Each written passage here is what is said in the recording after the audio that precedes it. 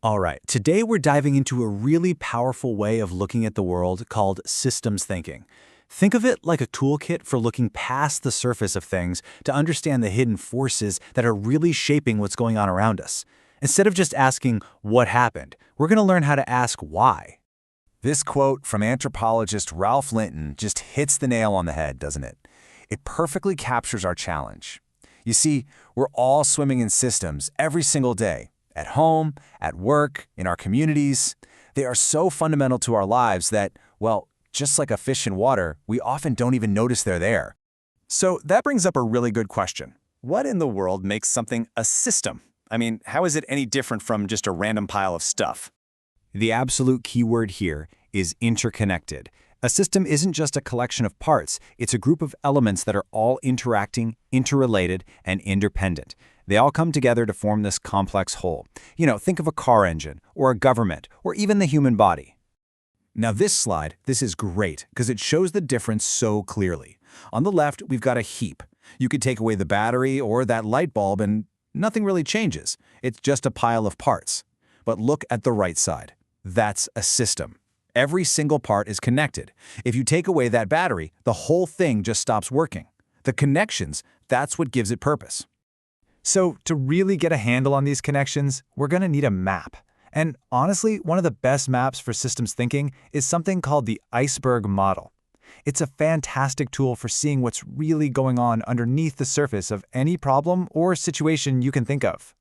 And here it is. Just like a real iceberg, the part we actually see, the event, the immediate problem, is just the tiny tip. Get this. Something like 90% of what's actually driving the situation is hidden below the surface.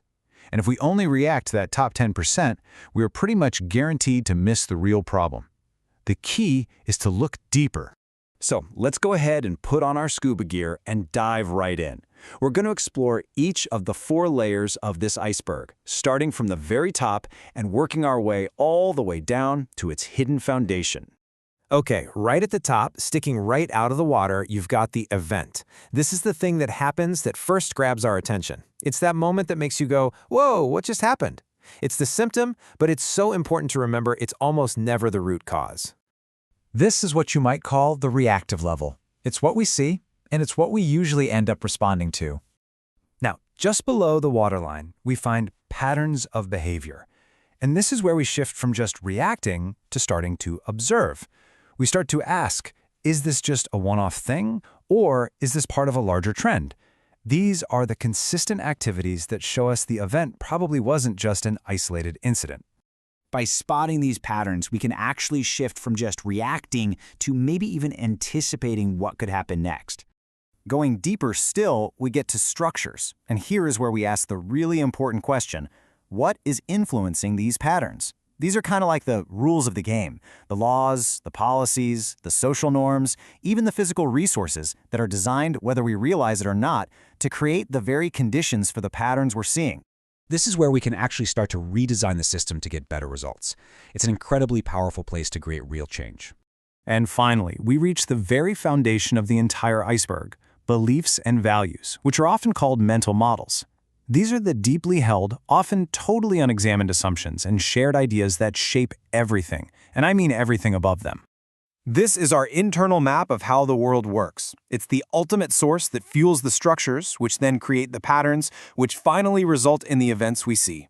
Changing these models, it's the hardest thing to do for sure, but it's also the most transformative way to change a system. But here's the thing, systems aren't just static icebergs, right? They're dynamic, they're constantly evolving, and the engine behind all of that evolution is something called feedback. A feedback loop is pretty much exactly what it sounds like. It's when information that the system creates gets fed back into it, which then causes a response. Think about how a thermostat works. It gets feedback about the room's temperature and then adjusts the heat. That's a feedback loop in action. And these loops basically come in 2 main flavors. You've got reinforcing loops, which strengthen the system. Think about interest compounding in a savings account. The more you have, the more you get. But then you have challenging loops, sometimes called balancing loops, and they push back against the way things are, like how your body sweats to cool you down. These can disrupt the system and lead to real, meaningful change. So why go through all this trouble? Why bother diving below the surface to look at events, patterns, structures, and beliefs? Why does this stuff actually matter? because it fundamentally changes how we solve problems. Instead of just putting a band-aid on an event, systems thinking helps us see the whole big picture. It allows us to understand that deep interconnectedness of everything, to really grasp why things are happening, and to start seeing all those invisible forces we're usually totally blind to. So that brings us to the end of our dive. Now that you have this new map, the iceberg model, the question I really want to leave you with is this. What's the water in your world? What systems, what structures, and what beliefs that were once totally invisible will you start to see now? Thanks for joining me.